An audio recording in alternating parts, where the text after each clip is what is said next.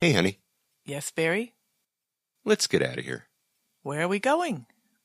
Where do we always go?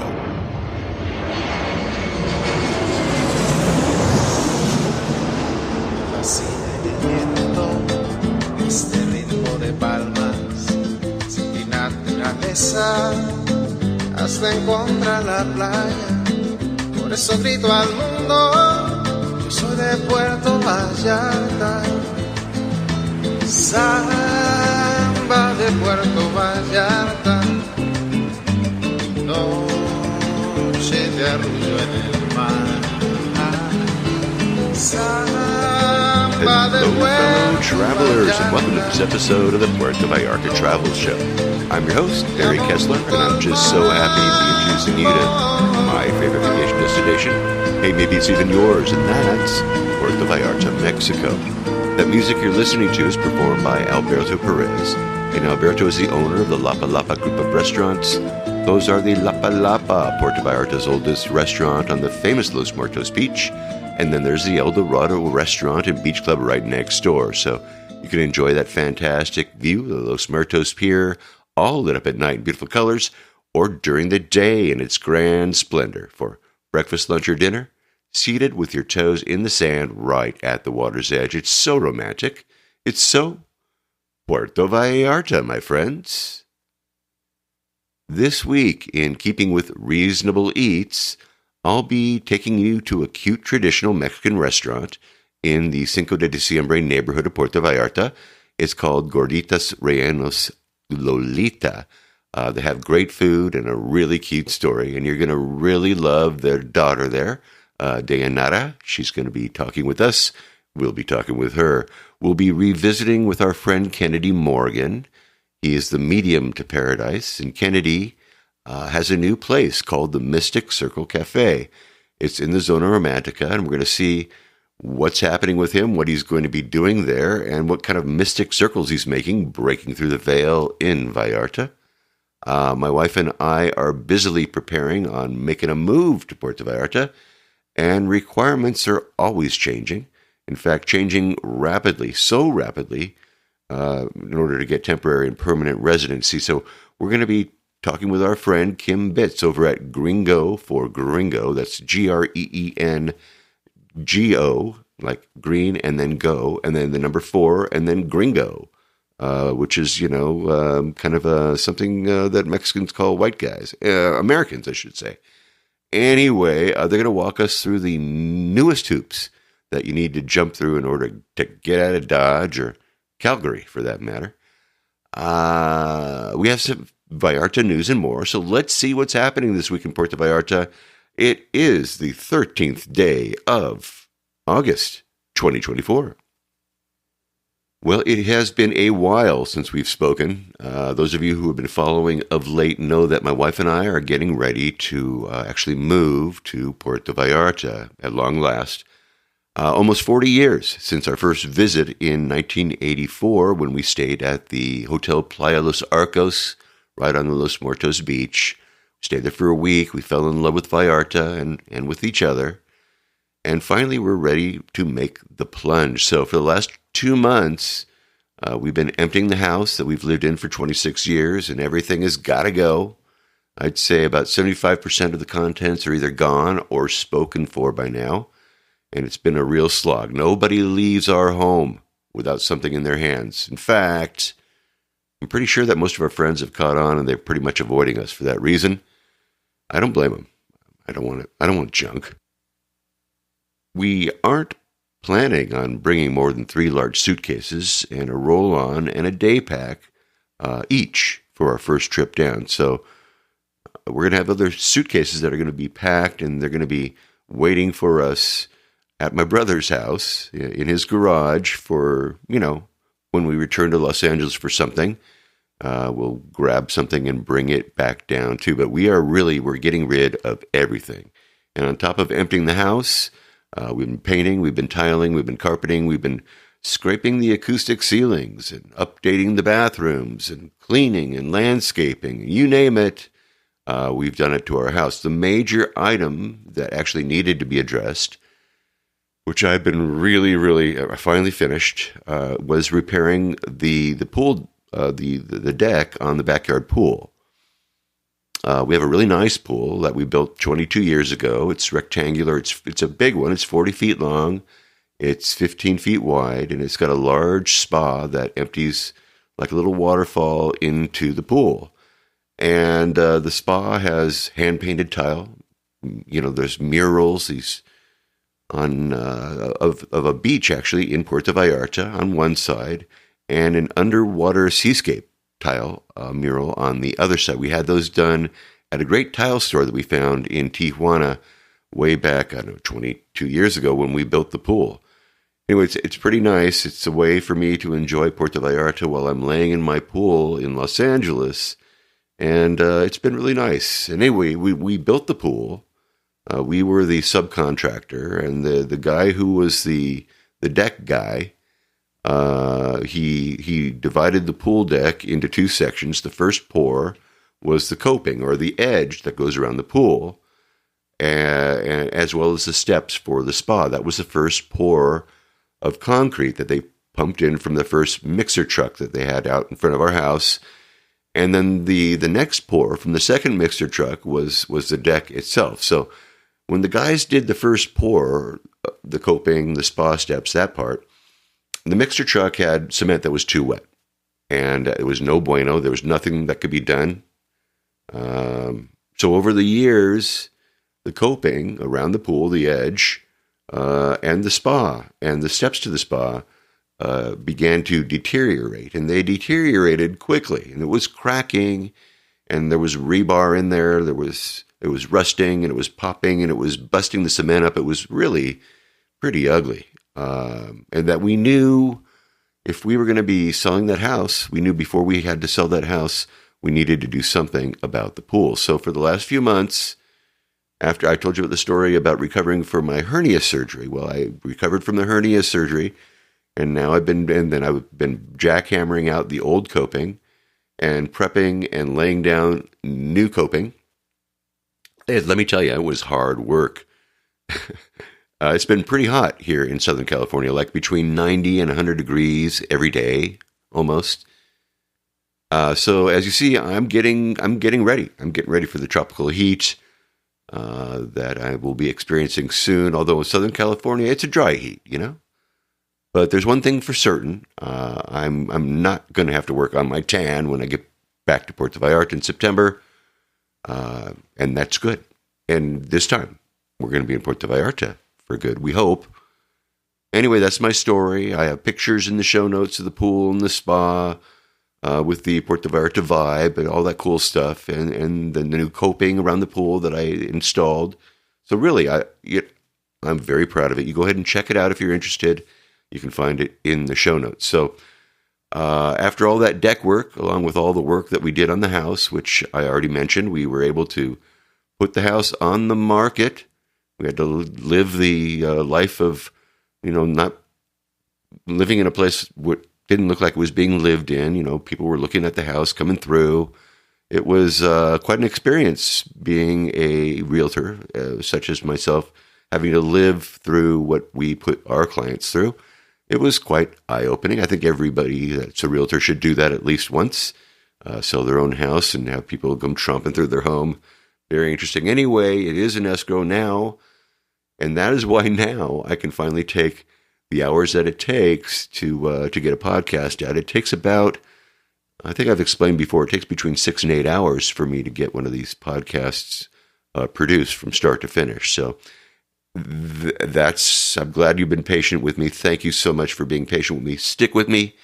There's going to be more and more podcasts coming up, hopefully every week now.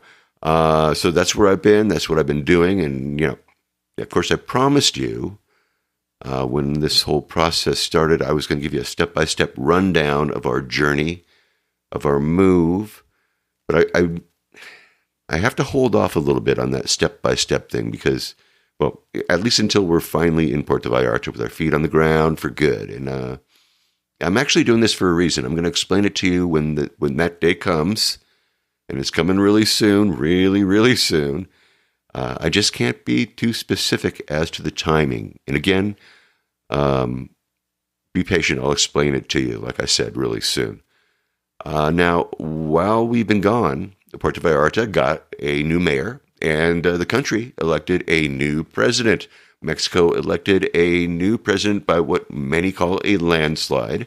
The Moreno Party favorite, Claudia Sheinbaum, received at least 60% of the popular vote, making her the first female president of the Mexican Republic. Sheinbaum, as I've explained in earlier episodes, was the hand-picked favorite of Andrés Manuel López Obrador, AMLO, to succeed him for the presidency. Here is an article from the BBC. This is for you, JR. I pulled it from the BBC.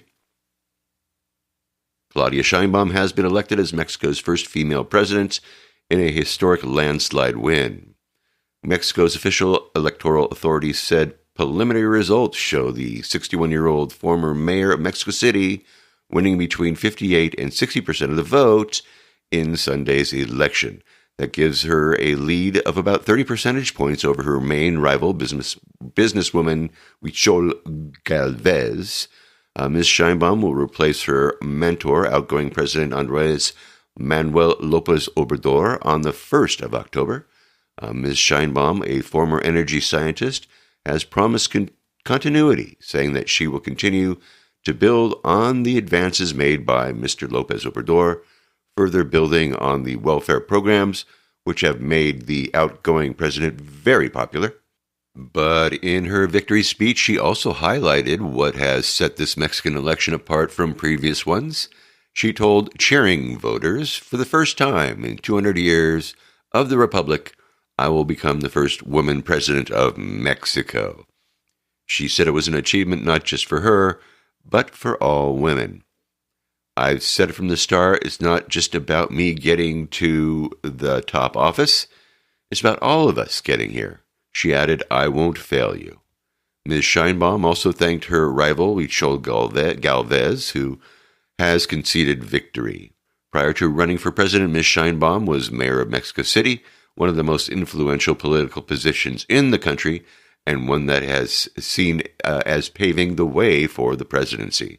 Ms. Sheinbaum, whose Jewish maternal grandparents immigrated to Mexico from Bulgaria, fleeing the Nazis, had an illustrious career as a scientist before delving into politics. Her paternal grandparents hailed from Lithuania. Both her parents were scientists, and Ms. Sheinbaum studied physics before going on to receive a doctorate in energy engineering. She spent years at a renowned research lab in California, studying Mexican energy consumption patterns, and became an expert on climate change. That experience and her student activism eventually earned her the position of Secretary of the Environment for Mexico City at the time when Andrés Manuel López Obrador was mayor of the capital. In 2018, she became the first female mayor of Mexico City, a post she held until 2023 when she stepped down to run for president.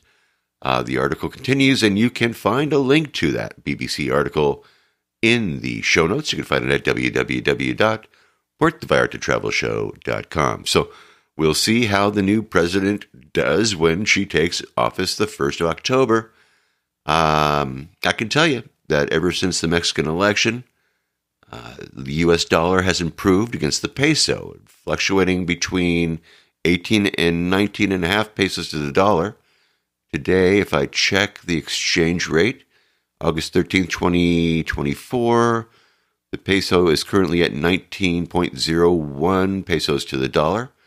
And that's a big improvement over last May when we were getting barely 16 pesos to the dollar when we were visiting the ATMs. So we'll see if the trend continues.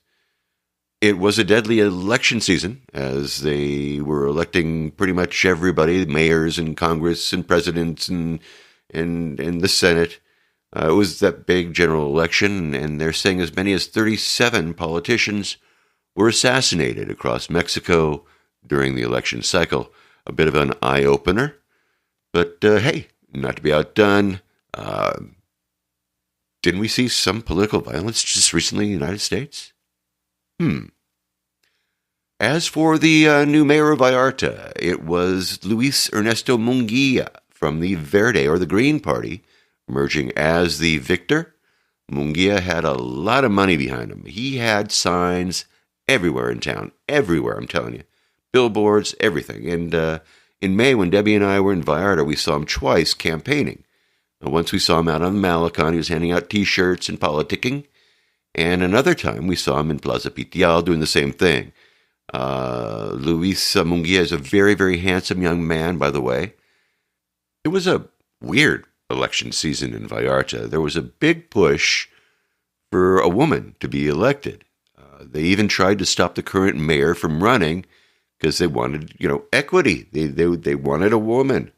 He eventually gave in, but he ran a campaign for his wife instead, which, again, pretty funny. By the way, the soon-to-be former mayor Luis Alberto Michel Rodriguez is currently under investigation for fraud, illicit enrichment, and the diversion of federal resources, according to an article from Vallarta Daily News. I have it here linked in the show notes, by the way.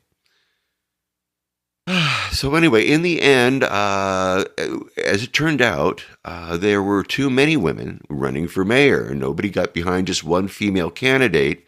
And so as a result, they ended up splitting the women's vote into, way too little for any woman to get enough votes to actually matter. Munguia probably got lots of votes because he was cute from women.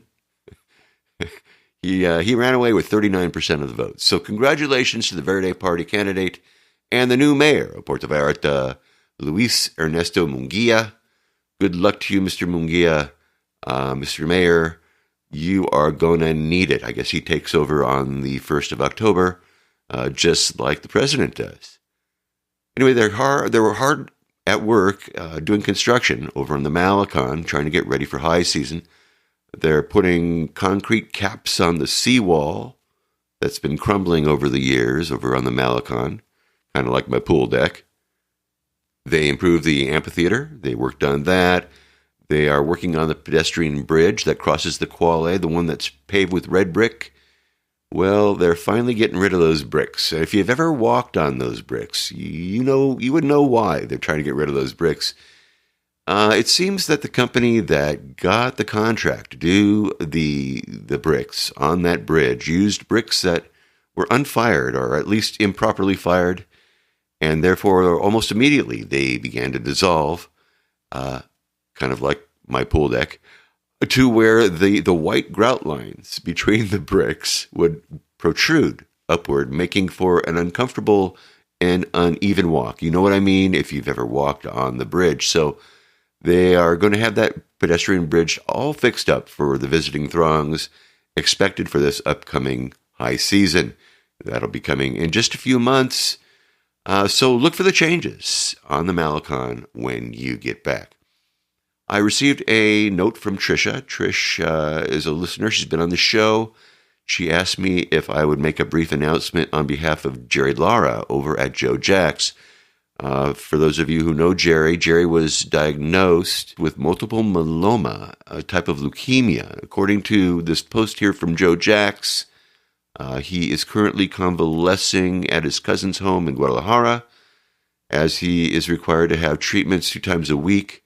He remains on paid leave with great hopes for a full recovery and return back to the restaurant, where his magnanimous presence is greatly missed. An old friend of Jerry has set up a GoFundMe page on his behalf. So if anybody's interested in any amount of support or any kind words that you can find, I have the link here for the GoFundMe page. I also embedded that post from the Joe Jack's Fish Shack Facebook page, along with that GoFundMe link. It's in the show notes.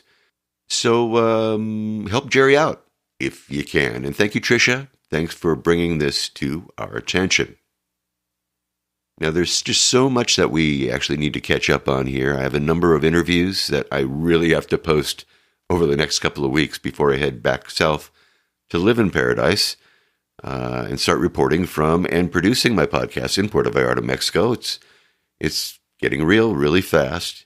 And now one of the things that Debbie and I have had to do is get our residency in order so that we can stay in Mexico past the 6 months that are allowed on the current Mexican tourist visa. And, things are changing really quickly as far as requirements for those of us who are hoping to move to Mexico. Legally, that is. Now, one of the things that AMLO did was he raised wages for workers in Mexico. He raised the minimum wage. It was the keystone to his administration. So every year, the minimum wage increased while he was in office. And it's expected to do the same under Sheinbaum as well. So every year, the monetary requirements for those of us who are applying for residency also goes up. It's also why locals are seeing inflated prices like rents and food, by the way. Patas saladas, they're very quick to blame the Americans and the Canadians for the rise in rents, but the increase in the minimum wage also has a big effect on all of that as well. But I do digress. Let's talk with somebody who lives and breathes this stuff, this immigration stuff, and it can help you if you need to navigate through the windy roads of the Mexican immigration system, the changes that you should expect when you're applying for your residency in Mexico and so forth. So let's talk right now with Kim Bitts from Gringo for Gringo, Immigration Services for Gringos and Canadians too. Kim, thanks for coming on the show. You're welcome. Glad to be here. Tell everybody where you're from and what was your path that led you to Puerto Vallarta? I'm from Washington State. Both my husband and I, we had a 5-year plan always to come down here and retire, which we did in March of 2019.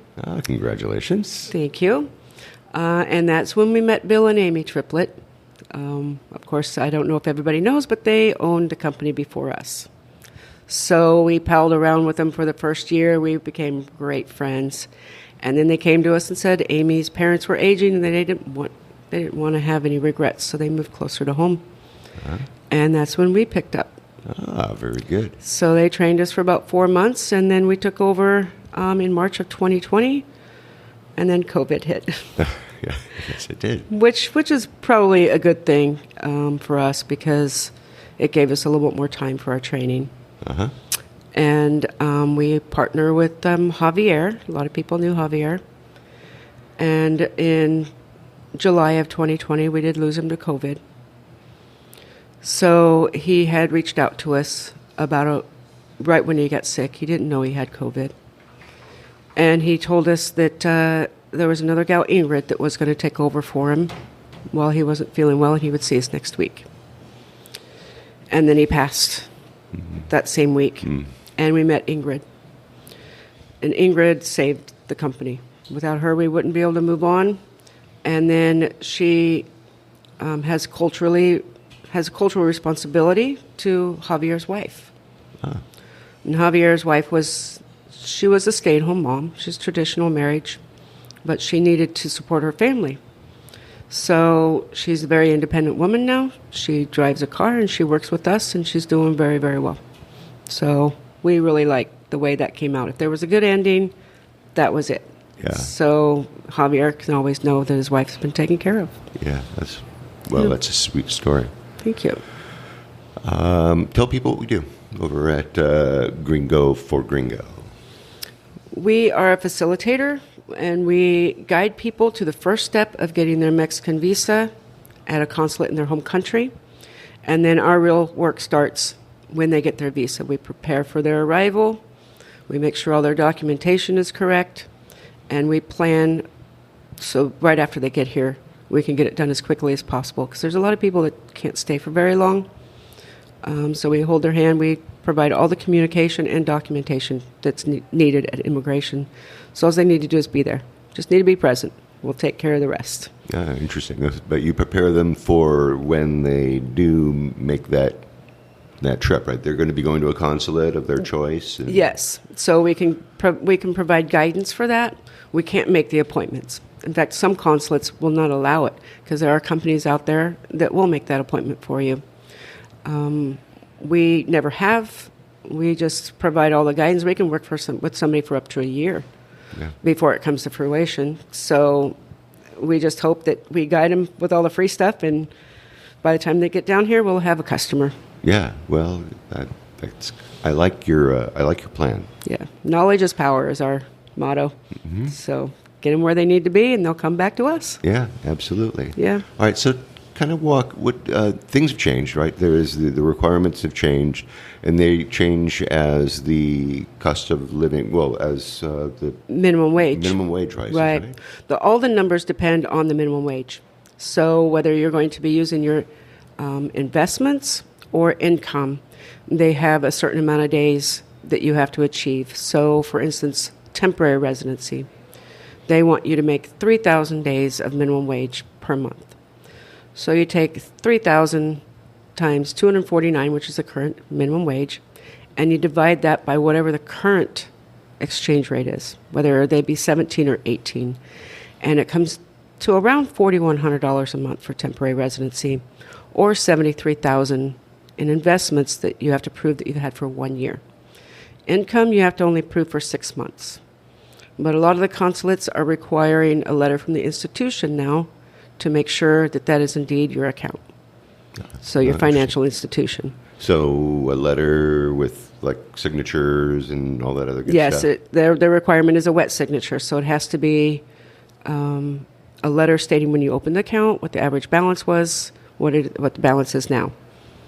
And the consulates have been asking for that for about 2 years now. So I'm not sure what changed that, but most of them do require it now. Okay.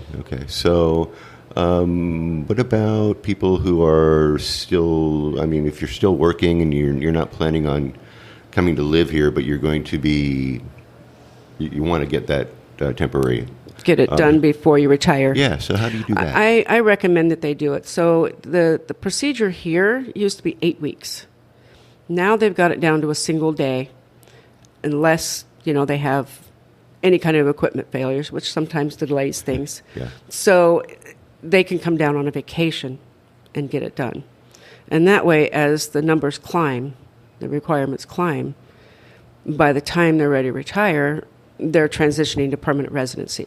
Because they don't have to live here. And they don't have to live here. They don't have to live here. A lot of people are confused by that, but you have to live here a certain amount of days if you're going for citizenship, not residency. So you can come and go as much as you want. No requirements there. Right. But the sooner you get it done, especially if you're like I was, we don't have, a lot of money, but we had enough to live comfortably. So we reached the requirements then, but could we reach them now? I don't know. Good question, right? Yeah.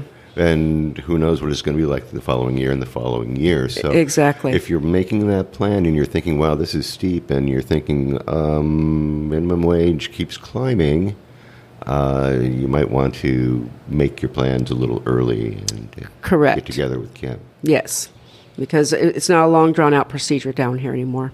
We can get it done pretty quickly. Wow, that's pretty cool. Yeah. And then you get to go through the Mexican line when you land at the airport. Yes. Yes, that's a great perk. It's not open all the time.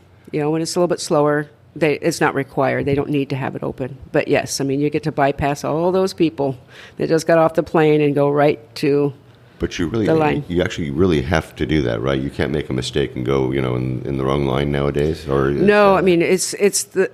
You have the privilege of going into that line, but if it's not busy, then you can go into any line. Okay. Which other people don't have that opportunity. If you're not a resident, you can't go through that line. But yes, you do have to be really careful, because one of the main reasons why people lose their residency is forgetting to show their card or getting checked into the country as a tourist. You can only hold one status, so it doesn't matter if you've had your residency for 20 years. If they check you into a tourist, you're now a tourist.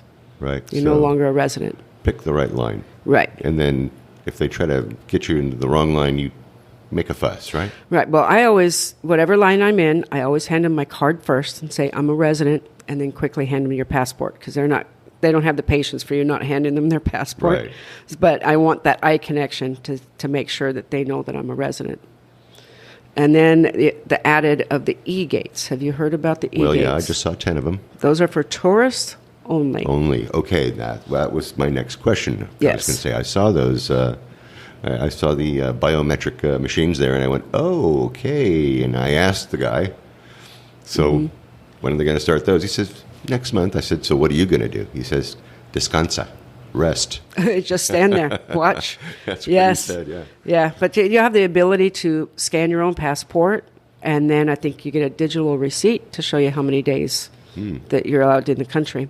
And if a resident goes through there, there's no capability of scanning your Yeah, card. don't do it. So you're now a tourist. Yeah, don't do it. So I've had a few things out on my Facebook page about that. We don't want anybody making that mistake. Right, excellent. Well, that's good to know, and I'm glad that you brought that up. All right. How do people get a hold of you? How do people get in touch with you and get help? Well, we are available through our website, just Gringo for Gringo, www.gringoforgringo. Is that what it is? www.gringoforgringo.com, right? Yes, yes. And then, of course, our email is gringoforgringo@gmail.com.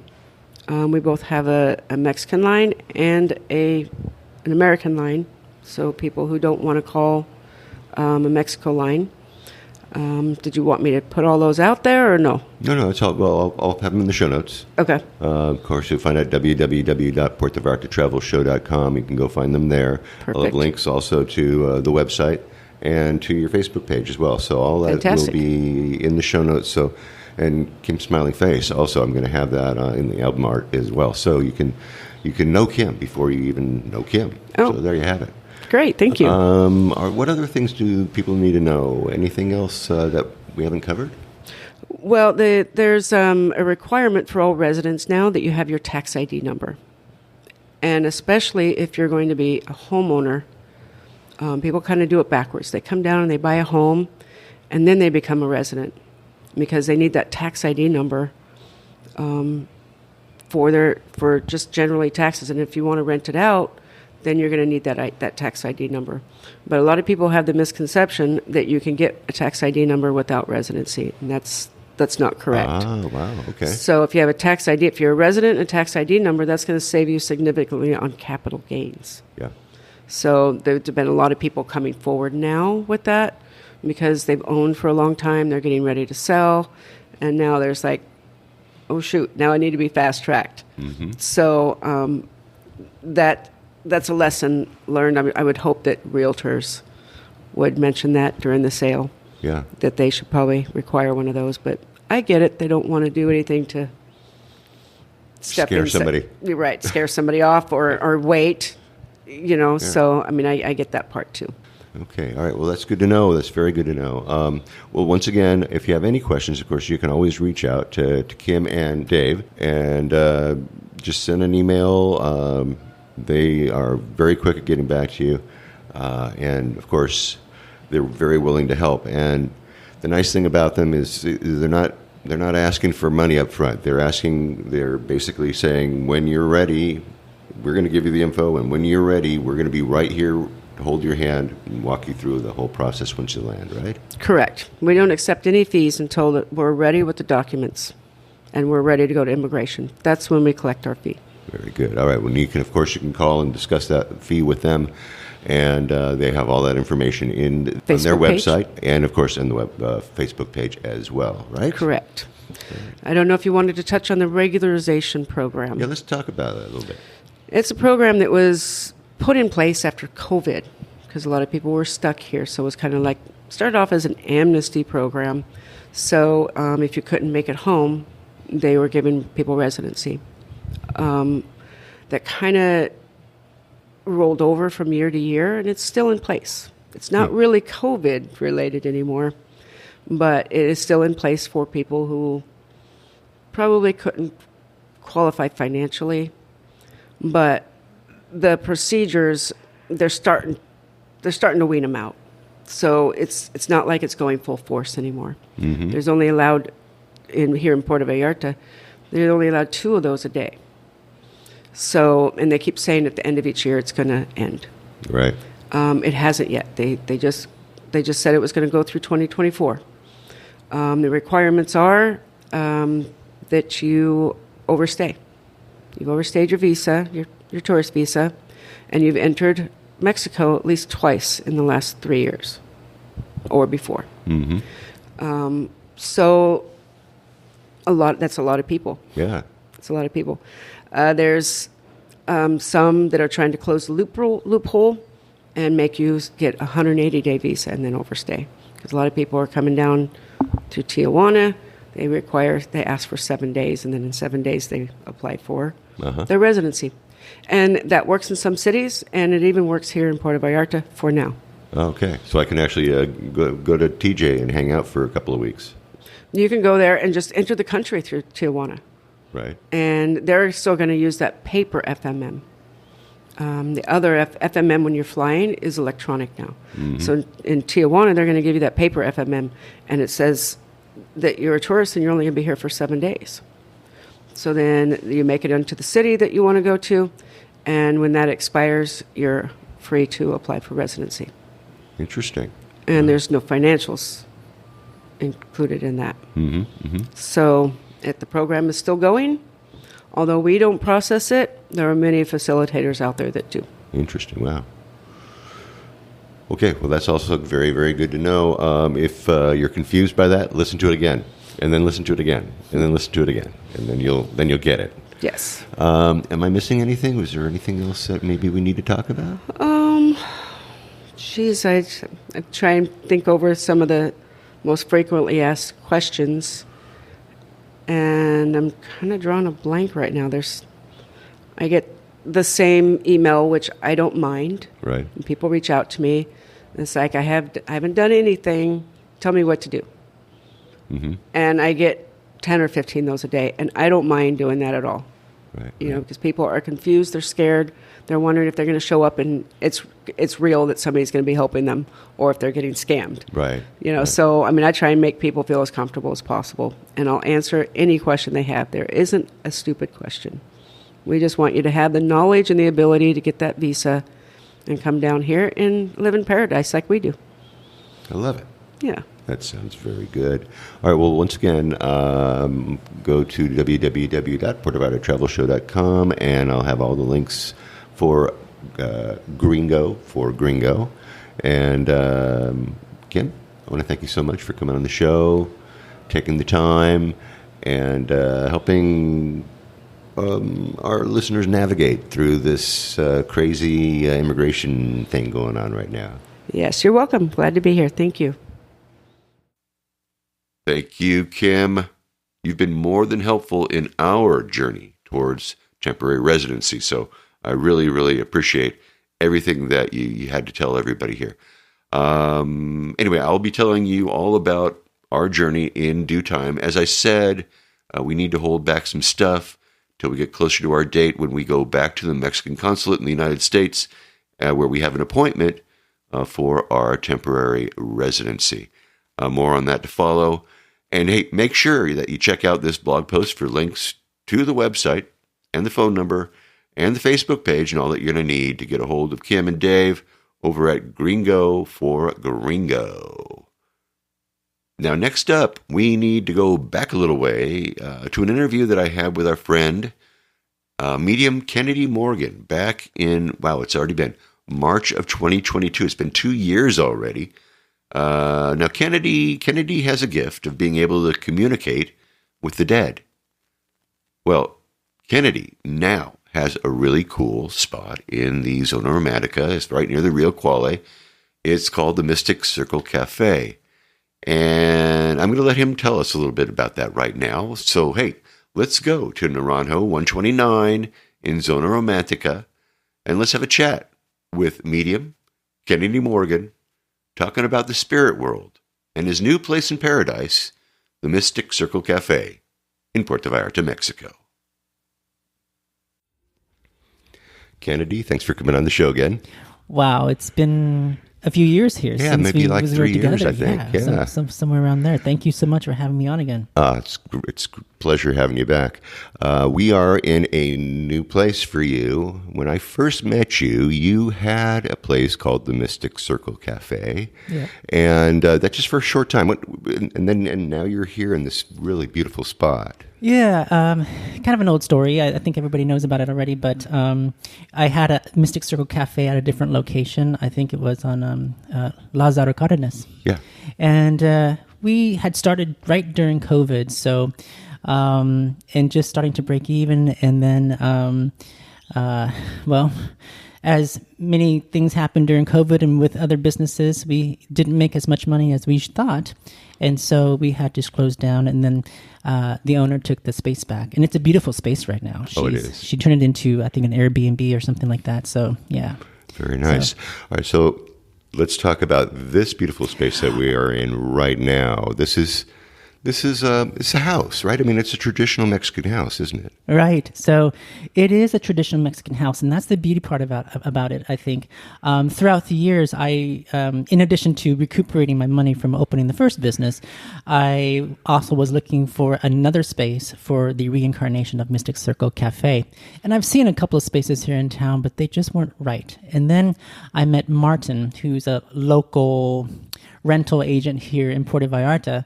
And if you don't know him, you wouldn't know him because he doesn't market himself. But if you do, he knows everything in the colonia in terms of like what's for rent, and he'll help you find something if you're ever in need for a space. But so he brought me to the space here, and the minute I saw it, I was like, "This is it. Yeah. This is it." So. Yeah. And I decided to go ahead and rent out the entire building, actually. So in the 2 stories upstairs are Airbnbs, and the bottom floor is the cafe. Oh, nice. Yeah. All right. So you can be you could actually be Airbnb-ing above the Mystic Circle Cafe. Correct. Wow. All right. So tell everybody, look, first of all, tell everybody about, maybe remind them about yourself, okay? You're, you like to talk to dead people, don't you? Yeah, I talk to dead people. I know it's still, even after 17 years of doing this, it's still so strange for me to say that. I sound like a crazy person when I hear myself saying it, but it's hard to wrap your head around that sometimes. But yeah, that's what I do. I'm a medium. So, and I have shows here in Puerto Vallarta. I do private sessions. The cafe itself is going to be working with other people who do different modalities here in Puerto Vallarta, and we'll be referring out business to them. Okay. whatnot. So you've got others that are like-minded people, and they'll be doing things here? Yeah. Well, I don't know about here, but they have their own practices, so I'll be referring business to them. For example, if you are looking for a tarot reader, then I would know someone like that, and I would refer that person to you. Or if maybe you're looking for Reiki, then I would refer that person to you. So, what did you say? Reiki. What is Reiki? Reiki is an energy healing modality. And you have to take courses, and there's different levels of I guess, mastership is what you would call it. But yeah, so it's interesting because you can get profound healing from Reiki. And there are some people in Colonia here who do it and do it very well. Wow. So, yeah. Oh, interesting. Well, okay. So All right, anyways, so what's going to happen here? Let's talk about what's going to happen here. Well, it's not a restaurant. It's a cafe, much like a cafe like Starbucks, or a cafe we can go to for pastries and small bites and things like that. But the idea of this space here was to, let me step back for a little bit here. The original cafe, the idea was to create awareness spiritually in Puerto Vallarta, because when I arrived here, it was very much like underground. And then since I've been here, it's slowly like the idea of spirituality and the concepts and modalities that are associated with it are now percolating to the top of things. So people come down here to experience, have spiritual experiences, like with medicine, plant medicine, or with the different modalities that we're going to be working with here in the cafe, like Reiki, mediumship, psychic, tarot, all that. So, yeah. Wow. And that was the idea back then. The idea now with this cafe, with the reincarnation of Mystic Circle Cafe, is to what I call energetic integration. So it's beyond spirituality. It's looking away from the mysticism of the woo-woo, ha-ha of everything, and really grounding it to like something that we can practice and be aware of and incorporate into our lives here in the physical world. So, for example, you might want to talk about manifestation, right? Creating your own reality. Right. So we might have... We hear a lot of that too, right? A lot of that, yeah. Just manifest something. Correct. But people, there's a component that people don't understand with that, which is, thoughts create emotions, emotions inspire actions, and actions produce results, right? And so most people think, based upon like the secret, I'm sure your audience has heard about that, that when you think positively, then you create your reality. Well, there's a missing component there, and that component is that we have to be responsible for our own actions too in that process, because whether it's inaction or action that we take, both are actions, right? And whatever actions we take creates the results that we see in our life. So, and when we understand the energetic part of it, which is the thoughts create the emotions inspire the actions produce the results, and we apply that to something more physical or tangible, like the action that creates the results, then we realize that we can combine the two together and then create a life for ourselves that we really want. So things like that is what the cafe is really going to be creating awareness about. So we might have, example, in the cafe, we might have talks about manifestation, and where people can come and ask questions and whatnot. So, so it's a different, slightly different concept than before. Okay, excellent. Okay, so we're in a place here where there, maybe you're going to be having coffee. You're going to be serving things like here too. Is it going to be like coming into a business, or is this going to be something that is... It's going to be very casual, different? It's come in here, serve coffee, have pastries, have a small bite to eat. We have the normal menu like any other cafe or coffee shop would have. And just read a book about spirituality, or read a book about self-help, or read a book about tarot cards, or we have different things around the cafe that you can work with. For example, if you're someone who might think that you have some psychic abilities or mediumship abilities, we have Zener cards here that are right in front of you where you can practice that.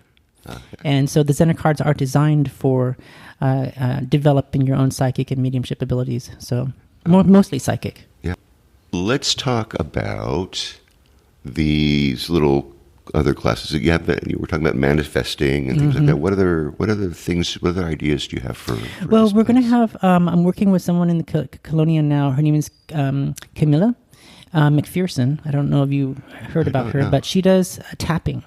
And so a lot of people know about tapping, but they don't understand like what that's all about. So she's going to be coming here to do workshops on tapping. Cool. And it's a way to reconnect, or how do I put that? Realign your synaptic connections so that, for example, you can stop smoking, or to stop like bad habits, things like that. So it's almost like hypnotherapy, but in a different form. Yeah. Okay? Wow. Okay.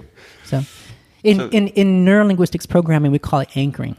Okay. Which is when we create a thought that's in our mind, and then we anchor that thought with an action or like a specific, for example, I might say to you, think about a moment in time when you feel the most happy, and then you feel that moment, and then I say, now every time you see the color red, you're going to feel that emotion. That's anchoring. That's anchoring that emotion to the color red. So every time you see the color red, it reminds you about that emotion, so then you start to feel it again. And so that's, in a sense, tapping is sort of like that in a way that it anchors. But there are certain points in the body, though, that you would anchor things to, basically. Wow, interesting. So how are people going to be knowing, or how will people know what is going to be happening here? Are you going to have... We'll be having...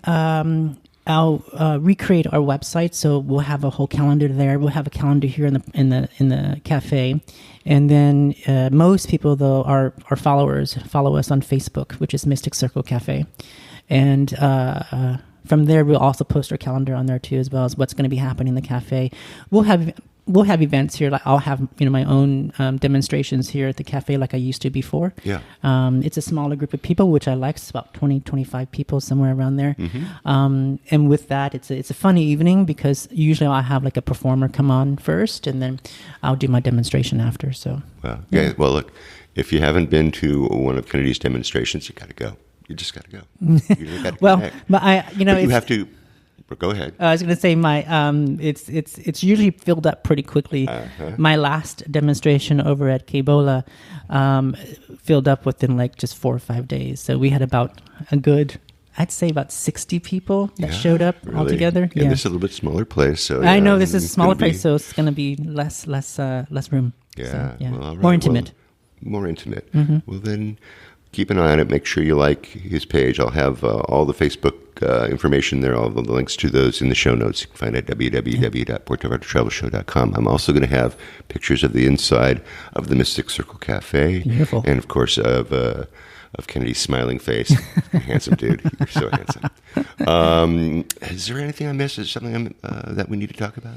Yeah, just, if you come down here, just a little bit of the directions on the cafe. If you're in Puerto Vallarta and you want to come to the cafe, the cross street is Aquiles Cerdan and Naranjo. And if you go east towards the mountains on Aquiles Cerdan and you make a left on Naranjo, we'll be on your right-hand side, Naranjo 129. Very good. Yeah, right there on just off the corner and across the street from there. So, and right on the river. So pretty. You found a really nice spot here. Oh, really nice spot. I'm really happy with it. And a spiritual spot. I can feel a little bit of spirituality here too. Yeah, really can. It is. It's funny that you say that. We had our seance on the night that we had our pre-opening party, and afterwards the people that wanted to stay stayed, and we had our seance, and it was incredible. There are things called REM pods that are created just to detect spiritual energy or just non-physical energy in general. It's EMF, electromagnetic field detectors. It's just like a Ghostbusters thing. Yeah, kind of, sort of. And it's sort of like a round base at the bottom, and you have one antenna that comes up from the top, and you actually have to touch the antenna for it to go off. So the closer you get to the antenna, it might go off, but when you actually touch it, it will go off. So it doesn't read anything unless you touch it. So we had the REM pod, we had 2 of them, REM pods in different corners of the cafe, and we were at the table. So granted, these corners of the cafe are like 10 feet away. Okay, yeah. So... we would invite spirit to come forward, and we would start asking questions, and the REM pod would answer based upon whether it went off once or twice. Once for yes, twice for no. It would answer questions based upon how many times it went on or off. And it would, when we asked it to turn on, it would turn on. And we asked it to turn off, it would turn off. Like immediately, I'm not kidding you. So, wow. So it was a very intelligent response to things. Yeah. How interesting is that? So we're going to be having regular seances here. I can see why. At the cafe. Yes, because it's good. I know. See, even when I say that, it sounds so crazy when I say seances because it's so hokey and so woo woo ha ha. But if you actually experience a seance, it's not what you think it is for sure. Because we do sit around a table in dark lighting, but the way that we start off the seance is actually pretty fun because we sing, we dance, we do a lot of stuff just to raise the vibration and the energy of the room, and then we go into the seance. So how interesting is that? Okay, you guys. All right, now go to the website www.puertovallartatravelshow.com. Check out Kennedy's beautiful new spot, the Mystic Circle Cafe. Thank you so much, Kenny, for coming out on the show again. I appreciate it so much. Thank you, Barry. Thank you so much. Thank you very much, Kennedy. By the way, Friday, September the 6th, at 7:30, you can reserve your spot for an online event called The Whisper of Souls. You don't have to be in Vallarta to do this. Let's see, this is from the Mystic Circle Facebook page. If you haven't yet reserved your spot for this exclusive limited engagement, now is the time. Join 4 extraordinary mediums, Vicky Cartwright, Crystal Reek, David Michael, and Kennedy Morgan as they channel messages of healing, hope, inspiration, and comfort, and peace from the other side. This international event is open to all, so invite your family, friends, and neighbors to share in this transformative experience. Secure your place today, and I have a link to that to that event, as well as links and maps and everything you're going to need. Get yourself over to the Mystic Circle Cafe in Zona Romantica in Puerto Vallarta. So check out the blog post. And thank you again, Kennedy, for coming back on the show. Good luck with your new place. Now, our last stop is a sweet little spot on Calle San Salvador in the Cinco de Diciembre neighborhood of Puerto Vallarta, and it's called Gorditas, Rellenas, Lolita. It's a small, traditional fonda. It's a home with a restaurant downstairs.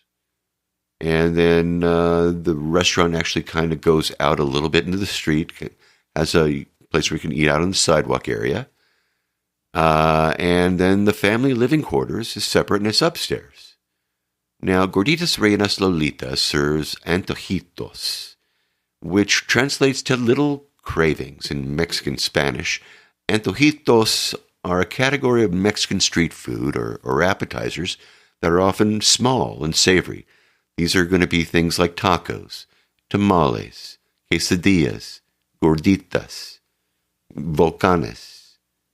Now, gorditas, as we're going to hear soon from Deyanira, are made with thicker corn tortillas that have a pocket in the middle that can be filled with various fillings. The pocket is created when the tortilla puffs up during the grilling or the frying process. Now, we were introduced to Deyanira and her mom by listeners Mitch and Donna Lee from Alaska. They were really kind. They gave us a tour of their little Cinco de Diciembre neighborhood near where they were leasing a place for the winter, and this was one of their favorite little spots to eat. They introduced me to Deyanira, who spoke just beautiful English, and I asked her if she had a little time to tell us about their restaurant, and she agreed. And so she got ready to go sit and talk with me, and I actually had an opportunity to look inside this small, cozy little restaurant. The kitchen is visible to the diners, so you can see your food being prepared as you eat. There were black and white family photos that were framed on the wall, and curiously, some old photos from a circus. I went back outside where Deyanira was handing off her child to her mom so that she could sit with me for the interview. So sweet. So wait, let's go right now to a table set outside this cute fonda, Gorditas Rellenas Lolita, on San Salvador, number 432 in Colonia Cinco de Diciembre. And let's meet this young lady, Deyanira Gutierrez Villegas, who will tell us how it all began. The love affair between her grandfather and her grandmother, Lolita, when the circus came to town in Puerto Vallarta, Mexico. Deyanira, thanks for coming on the show today. Thank you for inviting me. Tell us a little bit about yourself. You're from this colonia, aren't you? Yes, I'm from Puerto Vallarta, from the Cinco de Diciembre, and I'm part of Gorditas Rellenas Lolita. It's a little restaurant right here in the Cinco de Diciembre in the San Salvador Street. And tell us a little bit about it. Now, this restaurant is very authentic Puerto Vallarta. This has been here a long time, hasn't it? yes, a long, long time. How many years? I think this year's we're going to have 39 years. Wow. Because my grandma started on 1985. Okay. Yes. Very good. Yeah, well, our first time here was in 1984. And so, wow. So this is like 40 years. My goodness. It's like yes. And for like Puerto Vallarta, that's very hard to do, right? I mean, restaurants come and go, right? Yes, a lot. Yeah. We have seen many coming and going. Yeah. But we're still here. Thank God. Thank God. Okay, so who's Lolita? Lolita, it was my grandma. Lolita Osorio Garza. It was her name. Okay. My grandma Lolita, she born in a circus family. A circus family. A circus family. Clowns and lions and tigers and yes. stuff? Oh. That's the only thing that she knew that it was called a house or a family for her. So she's always on the road, huh? Yes. My grandma used to... What was the name of this circus? Circo Osorio. Oh, okay. And on the 1954, the circus came for the first time to Puerto Vallarta. Wow. And my grandma met my grandpa. My grandpa's name, it was Rubén Villegas Garcia. Okay. And They met here in Puerto Vallarta. My grandma used to be the, how do you say, the trainer of the elephants? Oh, she was an elephant trainer. Okay, really? Elephant trainer, Yeah. yes. And, well, they met, my grandpa went to see the circus, and then he said he just fell in love of the elephant trainer. That it was my grandma. Oh, sweet. And the circus left. My grandma said that they did meet, and they start selling, the circus left, and they start sending letters. Oh, so this was a long-distance love affair, huh? Yes. And on the 1960, the circus came again to Puerto Vallarta, and that's when they get married. Wow, what a great story. Oh, It my is a goodness. really lovely story. It's a love story. It's a love story. It's like, but your grandma wasn't. She wasn't a carny. You know, she was actually a trainer for real live elephants. Yes. Wow, that is amazing. That is amazing. It is really amazing, right? It's not easy to meet up people that their grandma, it was an elephant trainer. That's right. Hey, you know, she was from the circus. Yes. You know, so that's another thing, right? Wow. Okay, so then they met, and then this is how this got built, or they met, then they get married, and this is how everything started. oh wow, exactly.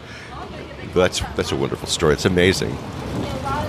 Did she actually open this restaurant? She did, but let me tell you, first she started with only selling juice, orange juice, carrot juice, some lemonade, I think it was. Wait, well, this was her home, right? Yes, this is our house. Okay, so it is. This is like so typical. My mom and Yeah. her brothers born here. And, well, actually, my mom started. Okay. My mom, she was really young. And then, because, like, in that year, they buses doesn't used to pass from Salvador. It was down the street, like 3 blocks down to the beach. And they used to pass really, really early to go to work. So my mom, she says that she don't like to wake up really early. So my grandpa says, oh, you have to wake up early so you can sell the people that goes to work, right? So she said, oh, no, I'm going to leave it to you guys. So then that's when my grandma keep going with the juice and the chocolate milks and the bread. And then my grandma used to tell us that some other like big places start selling the same thing. So my grandma, she never likes like to sell the same thing of other people sells, right? Right. So she starts selling the little sopes. Ah. Only it's like a little tortilla, Tell and then everybody only what with a sope is. What is a sope is like a little tortilla, and then she just to put red sauce or green sauce with some cheese and sour cream. Very good. Those are the sopes. Well, she used to call it picaditas. Okay. And then she told us once that she have 5 kids, and it was hard to give picaditas to all the kids and to get them full. Then she started making gorditas. And then a client came and said, saw that she was making gorditas and said, can I have one of those too? How you call those? And my grandma said, oh, this is a gordita. I just make them for my kids because I would never finish getting full, making like a lot of picaditas, right? And then it's when my grandma started selling, more clients came and said, oh, we want a gordita. And then that's why when she start again with gorditas, and like the sopes like stay on the sides. We still have clients since when my grandma started, that they still used to ask for sopes of red sauce or green sauce. The old-fashioned, right? Yeah, but right now we only sell gorditas, quesadillas, and tacos. Gorditas is like a little fat tortilla. We open it and we stuffed it in with the choices that we have. That is, it could be chicken, sausage, potato, poblano, pepper slice, and panela cheese. We have chicken. I said chicken, right? Chicken, beef, that is birria, and we have chicharrón. One is cooked on a red sauce, and the other one is like crunchy. It goes with beans, cheese, sour cream, and onion. That's like the traditional, they call it. Yes, it sounds traditional. Yeah, it's really, really good. Well, let's talk about when you say a gordita, and you're saying it's a tortilla that's it's thick, right? It's almost like you can open it up, right? Yes. All right, so almost like a pita, maybe like a pita bread. Yeah, kind of, or a pupusa, from El Salvador. Yeah. Yeah, kind of like a Okay. pupusa. Like a It's like the pupusa. same shape, and yeah. Very cool. All right, now when you talk about gorditas rellenas, it means that they're filled with something, right? Yes, So yes, something like a that's- chili relleno. It's a stuffed chili, right? Yes. So these gorditas, these are filled with anything you want there. Right? Yes. All right.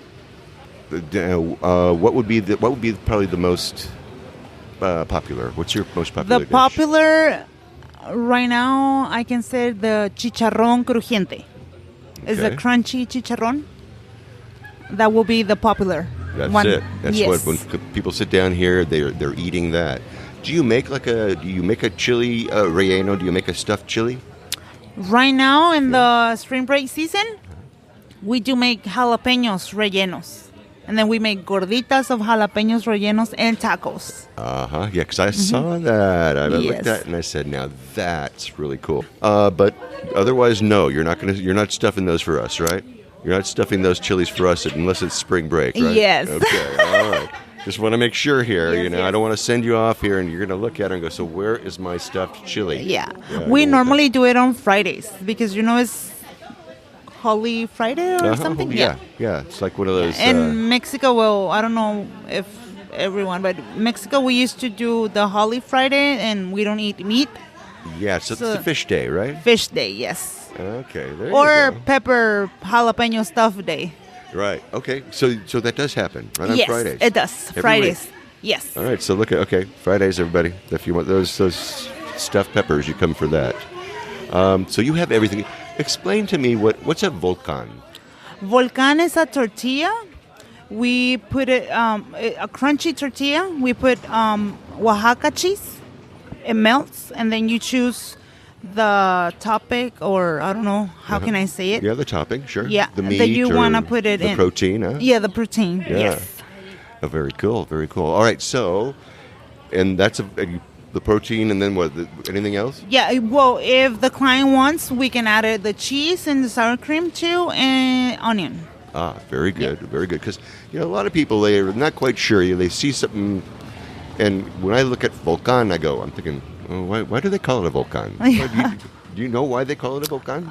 Honestly, I Yeah, don't really you have no know. clue. I don't I know don't either. have like a Sounds like a clue. volcano or something. I know. Yeah. Well, in Spanish it is. Well, yeah, right. All right, so we know about sope. Mm-hmm.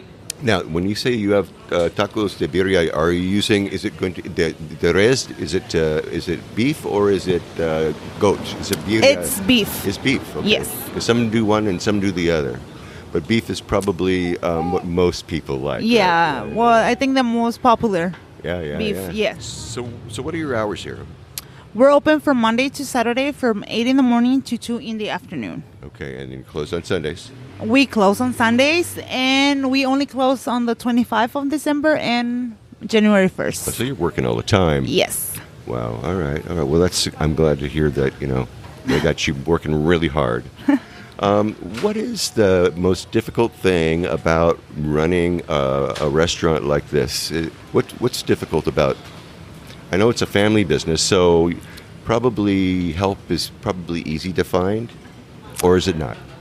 No, it's not. Yeah. Yeah. I mean, all the family, at least my family works here. My mom, me, and my 3 sisters. And we have 2 or 3 people that helps us too, but it's a little bit of hard finding more help from other people. Yeah, it is tough, isn't it? And finding the right help, it can be a struggle. I know I used to run my own business, so I know that story.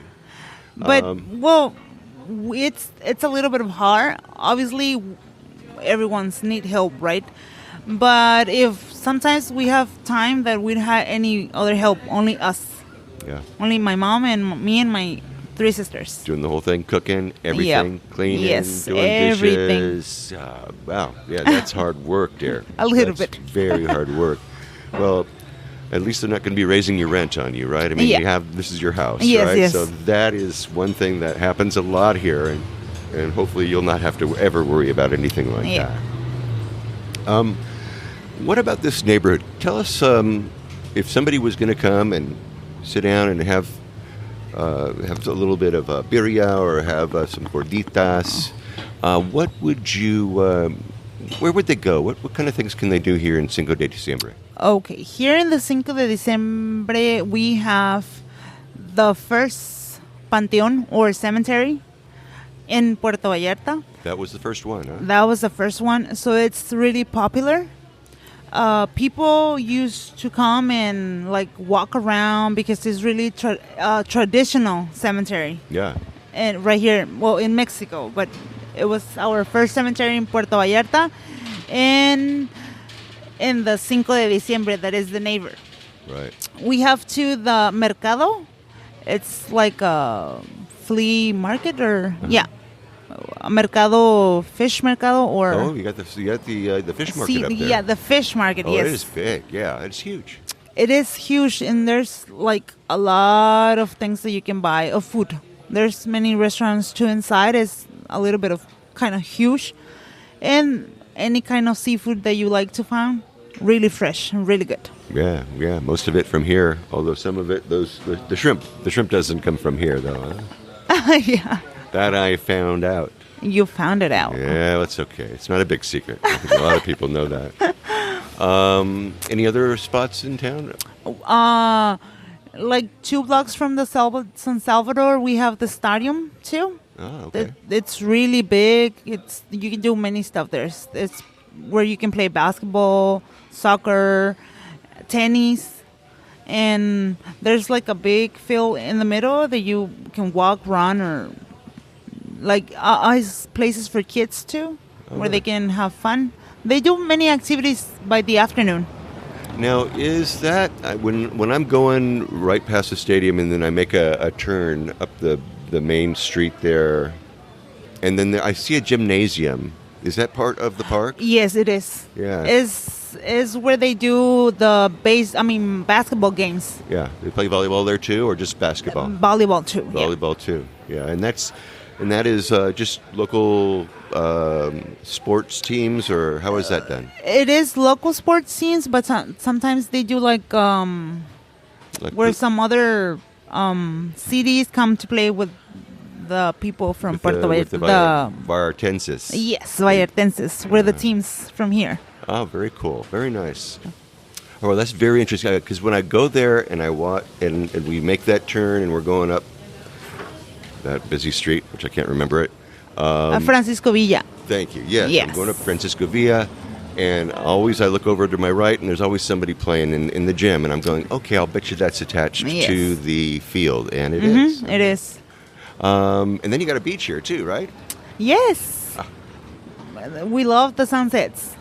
We love to go walk on the beach and just sit down and see the sunset, because, well, this beach, it's a little bit of rough, or Yeah, it's maybe it's a rocky bottom, right? a rocky bottom. Yeah, it is. So it's not really good like to swim. No, it's not Hard. It's hard. It's hard. You have to know where you can stand yes, up, right? Yes. But what a beautiful beach that is. It right? is. There's many pretty views that you just can like sit down, relax, and maybe drink something that you like. Like a soft drink or something like Yes, a soft that. Yeah, drink. like a soda. Or Yes, maybe yes. un poca agua. something Poca like de agua. But yeah, it's really pretty. I mean, I have grown up in this neighborhood and I just love it.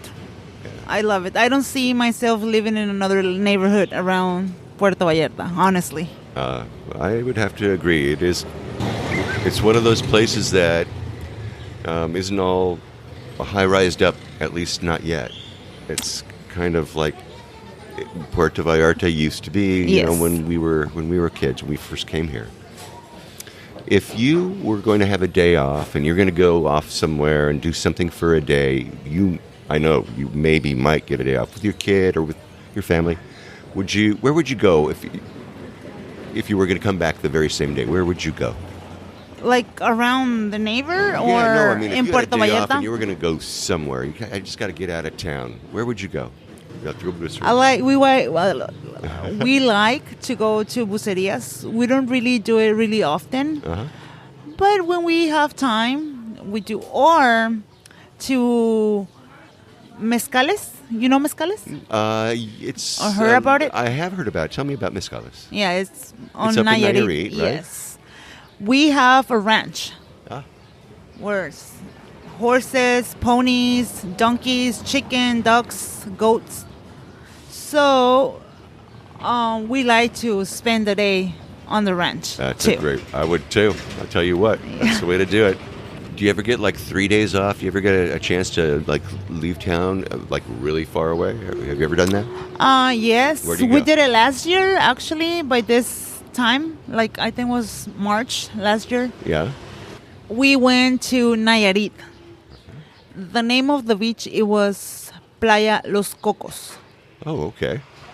Really pretty place. We went to a little hotel and we spent there the weekend. And it was really, really pretty. The beach is different of the ones that we have here in Puerto Vallarta, but all them pretty as here too. Very nice. Very nice. If you had a word of advice for someone coming to Puerto Vallarta for the first time, besides coming to Gorditas, Rellenas, Lolita, what would you say to them? I will say going to the main church, the Iglesia de Guadalupe. It's really pretty. Obviously, the famous, the boardwalk, right? Yeah, Because yeah, there's yeah. many pretty views and there's like, it's pretty just to walk the boardwalk. I mean, really nice. By the morning or the afternoon or night, Oh, yeah. many restaurants, clubs, bars, like for young people, maybe. Yeah, there's some old people out there too, I gotta say. I met a couple of them. I would recommend to like the other beach that you can go maybe with a tour or on your own. Palmares is the name. Oh, Playa yeah, Palmares. Playa Palmares. I've heard of that. Yeah, Yeah. it's really pretty too. And on the other side, Las Marietas. Have you? I have heard of it. I've Yeah. actually had a tour guide that does those visits out to the I think Las Marietas. those will be my recommendations. The church, the boardwalk, Marietas, really pretty, and obviously just walk by the town because the streets and there's many things to see, many art galleries. There's many things or even in the streets, you know, the murals that they have. Yeah. It's really pretty to take pictures or. I mean, I just think it's really colorful. I love it. It is, absolutely. I think you covered it all. I mean, you know, don't miss any of those things when you come here. Do you have any words of warning or words of caution to anybody if they're coming here for the first time? Well, I always say that Puerto Vallarta is really safe. I mean, I think it's a really safe town. But, you know, like in other places or any other cities, there's always a little of danger, you know? Yeah, there's something. Be Yeah. careful, right? So just like, don't be scared, but don't be like, you don't care, you know? Right, yeah. Just take your Take your back eyes with you. yeah. Yeah, you know, that's always important. You know, don't get drunk. Don't let your guard down. You know, make sure that you know what's going on around you, right? It's really safe, but just don't get like you don't care anything or yourself. Just take care. Yeah. But I always say it's really safe, and you can. It could be like 1 or 2 in the morning, and you just can walk in the Malcon or in the streets by the town and see. there's like in all the cities, there's good things and bad things. Yeah. So it's So I noticed actually the other day I stopped by here with some friends. We had a licuado. They got smoothies next door. Tell us a little bit about that. That's part of your space, isn't it? It is. It's part of my family. It's my cousins and my mom's sister. Okay. And my uncle. The name is Hugo's 210 because they coming from Texas. Ah. San Antonio. They born in San Antonio. Interesting. They came to live to Puerto Vallarta again. My aunt with her family, they came back. I Because- don't blame them. Yeah. I don't blame them. And yeah, they have orange juice, green juice, milkshakes, chocolate milk, fruit. They sell fruit, sandwich, chilaquiles, and eggs. There you go. And it's a family business too. It's besides us, and we work together. All right, fantastic. Well, I've got to tell you, both of these places, I've tried their food. It's crazy good. It's just what you're looking for. It's real Mexico. It's real old-time Puerto Vallarta. I think that's really the cool Traditional thing about this place. family thing. So it's a little bit more like my grandma used to say. They used to ask her, "How do you make your gorditas?" or "What's the secret ingredient that you put on your gorditas so they will taste really good?" And her answer always is because we do it with love. Wow. That's the secret ingredient. That is a secret ingredient. That's a secret ingredient to just about everything we try to do, isn't it? Yes, it is. All right, so once again, the name of your cousin's place is? Jugos 210. Dos Días. Okay, bueno, perfecto. All right, so I'm going to have a picture of their place in the show notes. And once again, this Gorditas Rellenas Lolita. Give us your address here, please. Yes, we are in Calle San Salvador, 432, Colonia Cinco de Diciembre. All right, excellent. Are you on Facebook? You got a Facebook? Yes, we are. We have our page in Facebook. You can find us like Gorditas Rellenas Lolita. Okay, easy enough. Easy Yes. enough to do. All right, I'm going to have links to all those in the show notes. You can find it at www.puertovallartatravelshow.com. I'm going to have a Google map that'll take you to the front door of Gorditas Rellenas Lolita, where you'll have yourself a great, real live Puerto Vallarta traditional Mexican, a traditional breakfast and lunch here. And what time do you close? At 2 in the afternoon. All right, so they close when it's time for a siesta. That's when they're taking a siesta. They're taking the rest of the day off, right? So remember, get here before siesta time. Get here for breakfast. Get here for lunch and enjoy yourself. And then, if you've never been to the neighborhood, get out and discover the Colonia Cinco de Diciembre. Yes. I want to thank you so much for coming on the show today. Everybody look for this young lady's smiling face in the show notes. We're going to have it there. And thank you so much for introducing your lovely restaurant here, your family business, to my listeners. And your cousin's little family business right next door, too. No, to my thank you. listeners. Thank you for inviting us and to come and see our little place here. And I hope everyone can come and enjoy a gordita. Thank you so much, Dianita. What a great story about the circus coming to town, eh? Well, the food is so good. It is so fresh, and it is super affordable, you guys. Make sure that when you do come, you go inside, you take a look at the photos in the wall, and don't be surprised, actually, if you see some tour guides stop by with food tours right there. The food is that good. Have a gordita. You won't regret it. I have links and I have photos of food, and I got a map that'll take you right to the front door of Gorditas Rellenas Lolita in Cinco de Diciembre neighborhood of Puerto Vallarta, Mexico. Okay, well, that should do it for this week. Next week, I promise we'll be here next week. Stay tuned for more on-the-ground reports from Puerto Vallarta, Mexico, with travel tips, great restaurant excursion ideas, and more. Until then, remember, this is an interactive show where I depend on your questions and your suggestions about all things Puerto Vallarta. If you think of something I should be talking about, please reach out to me by clicking on the Contact Us tab and sending us your message. Remember, if you're considering booking any type of tour while you're in Puerto Vallarta, you must go to vallartainfo.com. That's JR's website. Reserve your tour through him right from his website. Remember, this is a value-for-value proposition. His experience and on-the-ground knowledge of everything Puerto Vallarta in exchange for your making a purchase of a tour that you would do anyway.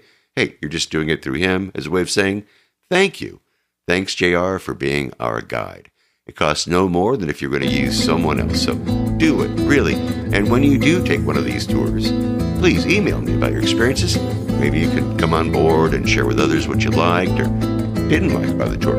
Again, contact me by clicking on the Contact Us tab and sending off a message. And don't forget, he's got his maps, his DIY tours. I have links to all of those in the show notes. Once again, if you like this podcast, please take the time and subscribe, follow, and share with a lover of Puerto Vallarta, or give me a good review wherever or however you happen to be listening. That way we can get the word out to more and more people about the magic of this place, Puerto Vallarta, Mexico. Remember, I made it easy for you to do just that with each episode I create. But if you haven't been to my website, you really need to have a look there. I have links to the places that we talk about, interesting pictures and more right there in my blog posts and in the show notes for each episode of the show. So check it out for sure if you haven't already. All right? Okay. All right. Thanks to Kim Bitts from Gringo for Gringo for updating us on the current situation for those of us looking to secure temporary or permanent residence in Mexico. I have her contact information in the show notes. And thanks again to Kennedy Morgan from Mystic Circle Cafe in the Romantic Zone. Follow him on Facebook for all of his upcoming events. And thanks to Daniela Gutierrez Villegas for telling us all about your lovely family restaurant, Gorditas, Rellenas, Lolita. Go there for breakfast or lunch. The food is fresh, it's delicious, and it's made with love, just like Lolita would say, right?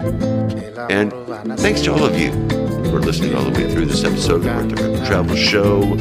This is Barry Kessler signing off with a wish for y'all to slow down, be kind, and live the Vallarta lifestyle. Nos vemos, amigos.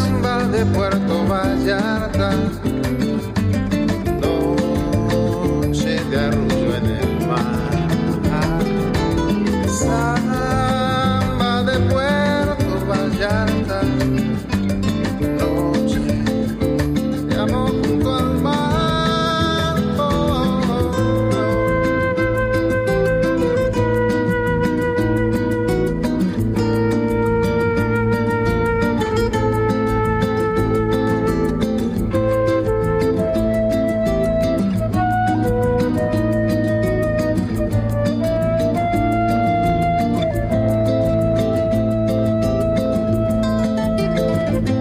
Solo camino, perno por la playa, me encuentro junto al río, cuando todo está en calma, pronto cae la noche, me brillas Puerto Vallarta, samba de Puerto Vallarta, noche de arrullo en el mar, samba de Puerto Vallarta, noche de amor junto al mar, samba de Puerto Vallarta.